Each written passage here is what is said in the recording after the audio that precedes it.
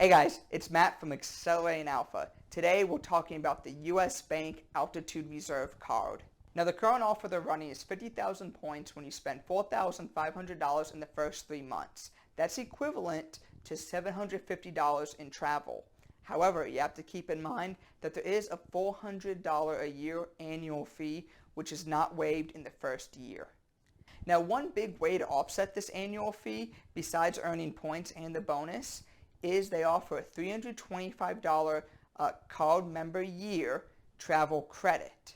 So keep that in mind because that essentially lowers the annual fee from $400 to just $75 per year. So there's 3 different ways to earn points with this card. The first one is you're going to earn 3x back when booking travel directly through the company. So what does that mean?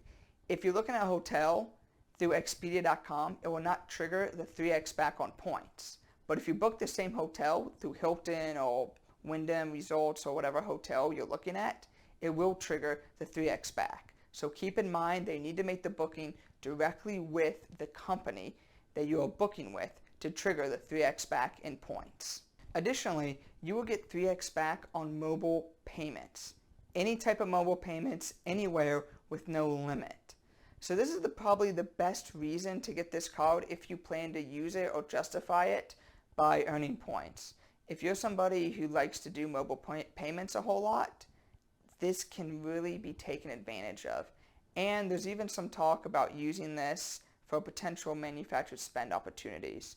But if you're interested in that, I would encourage you to go ahead and Google it and look at some other websites that can kind of take you through how to manufacture spend and how you can even leverage this card and its 3x back with mobile payments to increase your manufactured spending ability.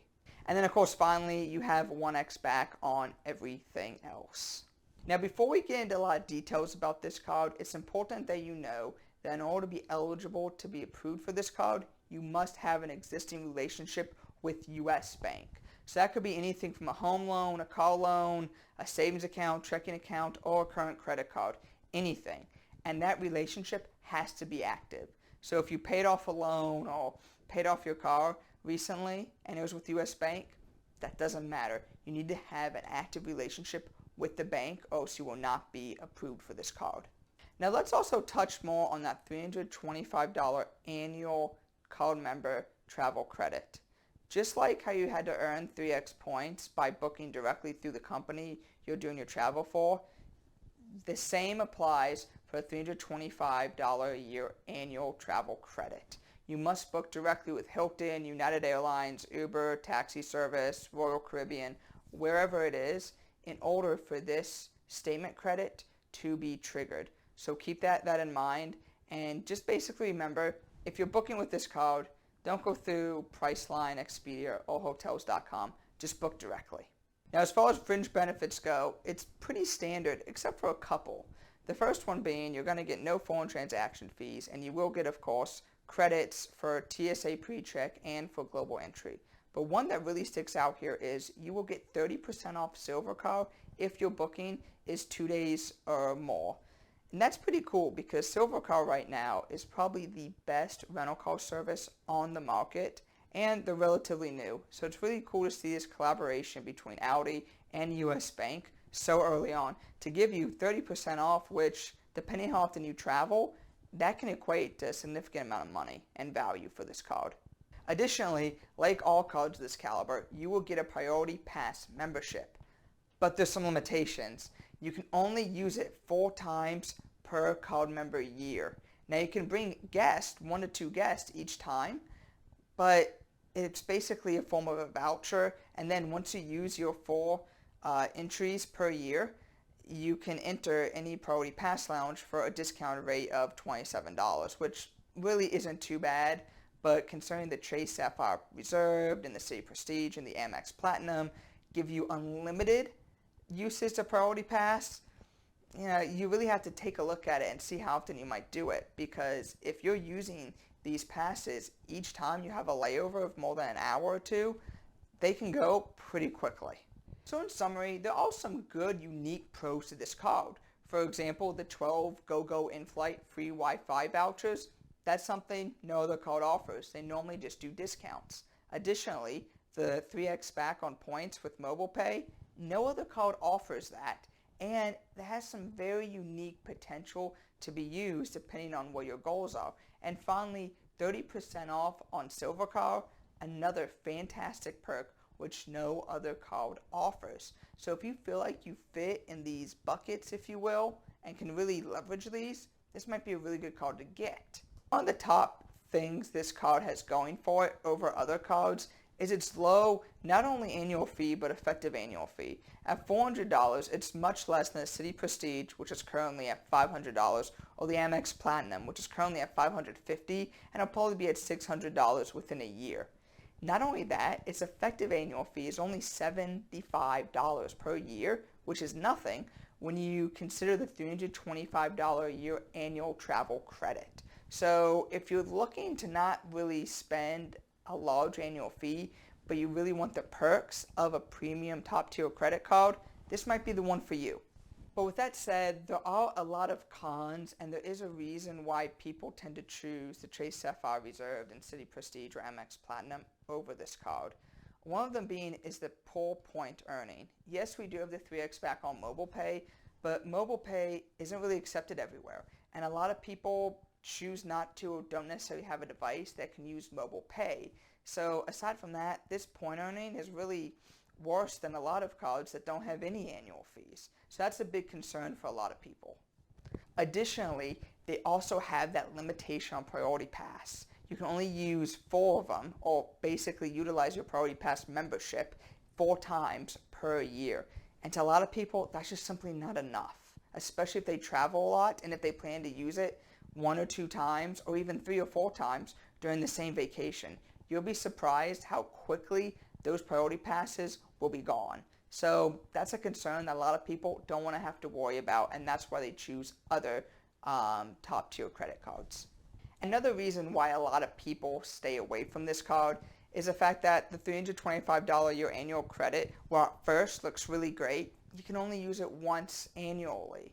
Now granted, that only affects you during the first year of the card when compared to the Citi Prestige, which has a $250 calendar year travel credit. So essentially, if you have the Prestige, you're actually going to pay $100 more, or $95 more in an annual fee, but you're going to get a total of $500, 250 times 2, because it's per calendar year, in travel credit, versus the $325 a year in travel credit here that you can only use once. So that's another reason why people tend to stay away from this card and go to other ones.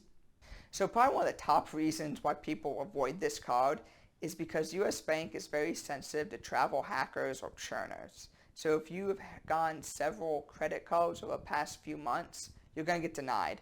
Additionally, it's very hard to get approved because you have to have a 720 credit score, which normally isn't that big of a deal, but you also have to have that relationship with US Bank. And a lot of people simply don't have that. So you mix in the fact that limited priority pass membership, the travel credit can only be used once annually, you have to have an existing relationship with US Bank, and if you've applied for just a handful of credit cards in the past few months, even if they've been spread out a little bit, you're still going to get denied. It leads a lot of people to not get this card and to look elsewhere. So with that said, this card still offers a lot of benefits. Me personally, I think it's great for people that are new to travel hacking, or people that don't necessarily travel internationally as much, but they still want to have those perks of a premium credit card without the really high effective annual fee. Because this will be the cheapest annual fee you will pay and the cheapest effective annual fee, because the effective annual fee comes down to $75 a year once you include the $325 credit you're going to see out there. But the problem is that with a priority pass, it's not that great. But if you only plan to use the priority pass a couple times per year, or up to 4 times per year, and if you're somebody like Silver Card, and if you don't really mind the point earning potential, then this is a pretty good one to get. And the sign-up bonus of 50,000 points that equals $750 in travel just after spending $4,500 in 3 months is actually pretty good and beats out most of the rest of the competition. So I think for the first year of ownership, this is a great card to have. So taking a look at year 2 and beyond as far as having this card, for a lot of people, I don't really see a lot of value in it.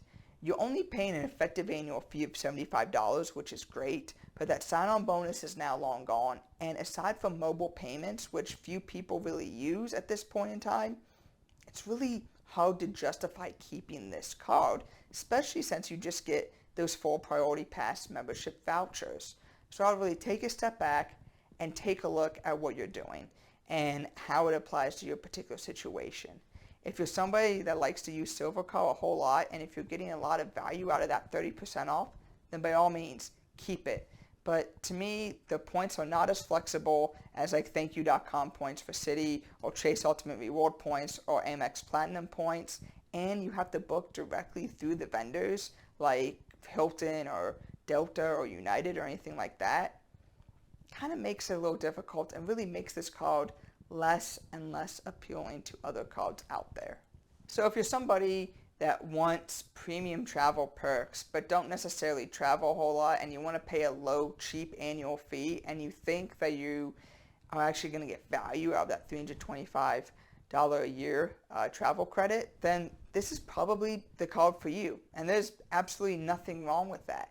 But before you get this card, I would strongly recommend that you look at other cards like the Citi Prestige or Chase Sapphire Reserved even and make a decision from there. But if you guys like this video, make sure to hit that like button, hit that subscribe button, and leave me a comment below and tell me what's your favorite premium top tier card. Thanks guys, and I'll see you next week.